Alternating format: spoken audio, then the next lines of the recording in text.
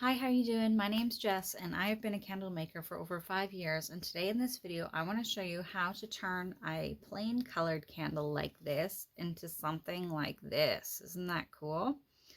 I'm also going to be showing you a second example where I turn a little tree like this into this.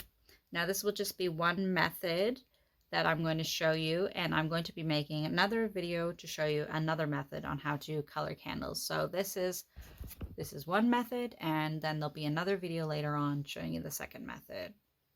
Today's video is for experienced candle makers who already know how to use a silicone candle mold, who know how to wick up their candle molds, pour candles, and things like that. If you don't know how to do that, check out my other videos on my channel where I show you step by step from start to finish how to wick up molds, how to pour the wax, everything like that. I have beginner videos, but today's video is going to be for intermediates who already know how to do this. We're just going to get straight into the method on how to color it now.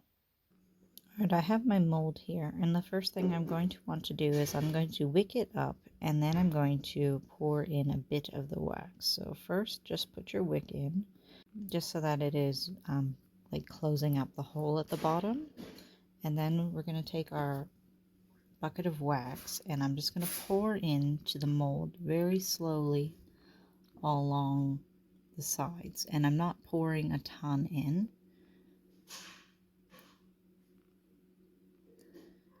Just a little bit. And I don't want the wax too hot because I want it to cool down fast.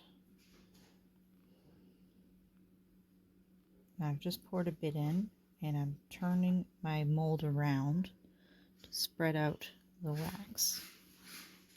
I want to show you my pot here. I wanted you to see that the wax is not hot, and that you see how it's so cold it's melting straight to the sides when I turn it like that. That's what I want, because I want the wax when I'm pouring it into my mold to solidify quickly. So again, I'm just pouring a little bit in like that, and I'm just going to turn the mold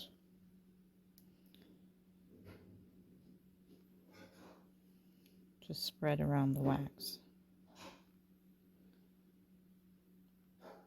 And another thing is, you want to do this slowly, because as you're getting near to the sides here, you don't want to go like this and then dump a bunch of hot wax onto your hands. Another reason why it's a good idea to do this at a low temperature. So if you do accidentally pour some onto your hand, it's not going to burn you severely as if it was at like a very high temperature. Just getting a tiny bit more in there.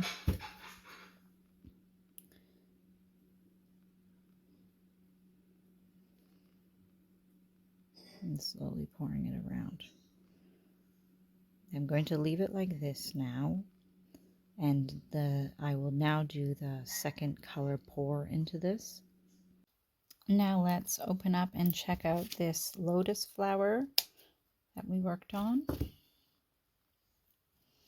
This one also had the same similar technique where we poured into the mold the purple, and then we poured in a secondary color. Again, I used the yellow contrasting for this one. Oh, that looks nice. Look at that. Oh, I love how this one just tipped the top of the flowers, and that you can see here how some of it, the yellow's coming in over. Ooh, that looks cool. I like it. And how even here at the top of it, I didn't saturate this part of the mold completely with the purple so that the yellow is coming through as well. Look at that. That looks so good. Do you like that? Let me know below. If I have a really tall, skinny mold like this little tree here, what I want to try to do with this one is I want to pour my wax just down here so that it goes into the little grooves. So I'm just taking my cool wax, not cold, but cool, and I'm going to start pouring. If you have that problem where you forget to put your wick in, I've put mine in from this side and then pushing it up, and it seemed to have gone in just fine. So keep yourself a tail on this end, And now we're going to open up this side now and just pour a little bit down.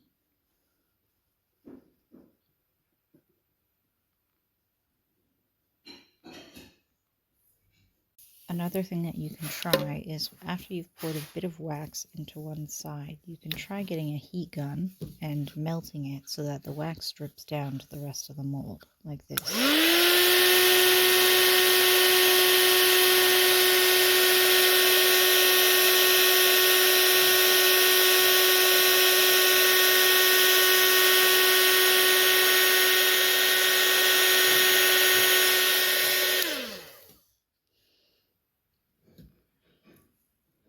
And there we can see how it's gone down the rest of the mold a bit of ways. Now what I'm going to do is I'm going to close up this mold now and then pour the color, the second color in to see how it turns out. After we have done the second pour, let's open these up and see how they turned out.